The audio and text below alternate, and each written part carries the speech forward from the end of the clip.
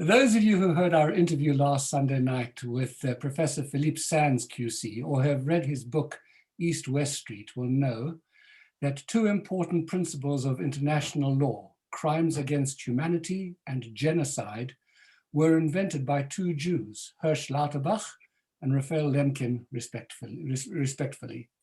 Both were born in or around 1900. Both grew up in Lvov, Ukraine.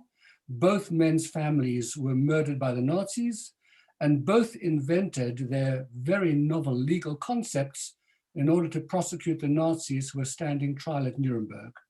And these were the very men who were responsible for the death of both of their families. The difference, by the way, between a crime against humanity and genocide is that the former applies to acts of humanity against individuals.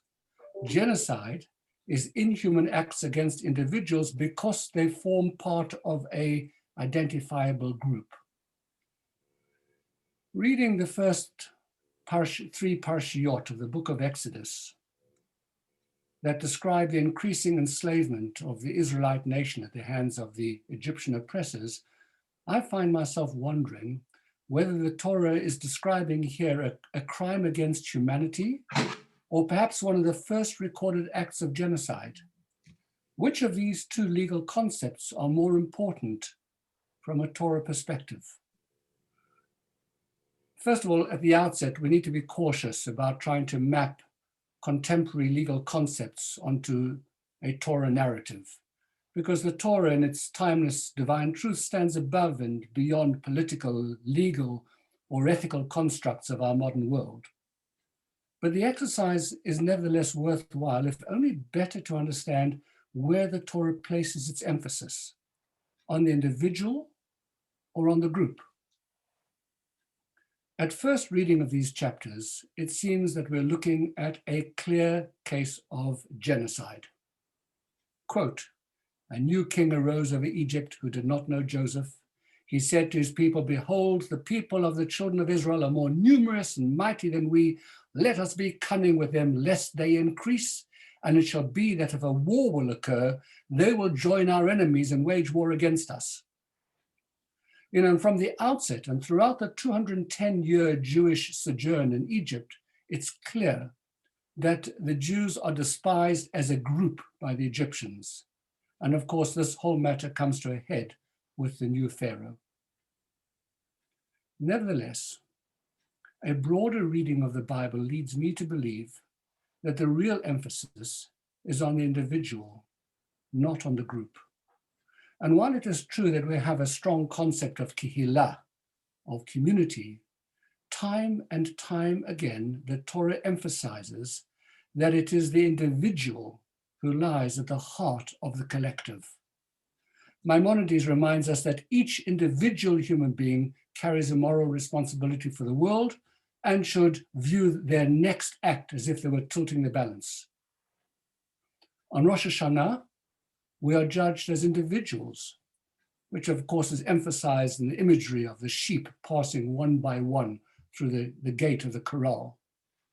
And significantly, in Parshat Shemot, the first chapter of the book of Exodus, the very parsha, the very chapter in which we see most the concept of genocide vividly expressed, one of the highlights of that parsha is that a single Jew, Moses, rises to protect the life and dignity of a single fellow Jew being beaten by an Egyptian. So I believe that the overriding theme of the Torah is that it wants us to remember at all times that every individual human being is created in the image of God with an inalienable right to freedom, dignity, respect, and honor. And the Torah never wants us to lose sight of this by subsuming the individual in a group of whatever kind, whether religious, tribal, social, or of a political nature.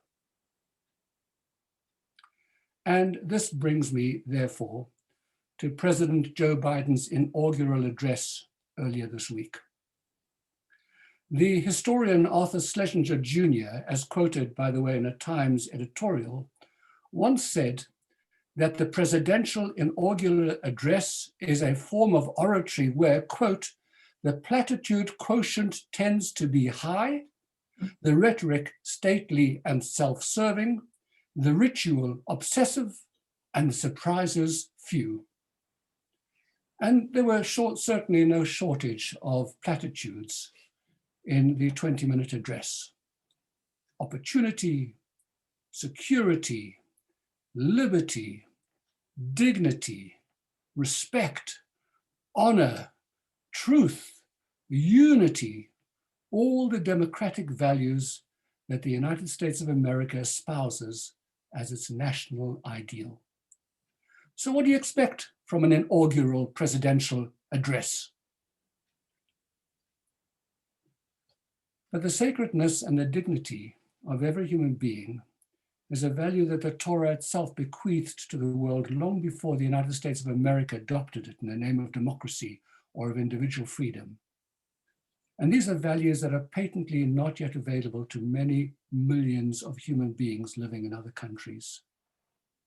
And while, yes, mouthing these values in a presidential inaugural address may be platitudinous, sometimes even platitudes need to be repeated over and over and over again, especially when those values have been absent for 4 years.